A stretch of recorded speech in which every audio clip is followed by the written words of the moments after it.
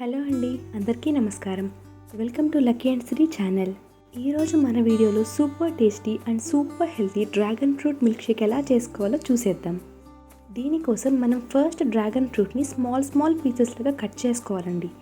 ఇలా small pieces లాగా cut చేసుకోవడం వల్ల మిక్సీలో చాలా ఈజీగా బ్లెండ్ అవుతుంది. అండ్ మన మిల్క్ షేక్ టేస్ట్ని ఇంకాస్త పెంచడానికి నేను ఇందులో బాదం అండ్ క్యాష్యూ కూడా యాడ్ చేశానండి. అండ్ కొంచెం షుగర్ కూడా యాడ్ చేశాను. షుగర్కి బదులు హనీ అయినా యాడ్ చేసుకోవచ్చు.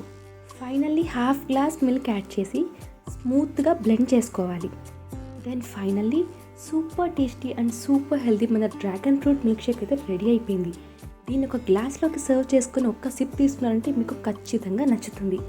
సో మీరందరూ కూడా ఒకసారి ట్రై చేసి చూడండి. And last but not least ప్రతి ఒక్క వ్యూవర్కి థ్యాంక్ యూ సో మచ్ అండి.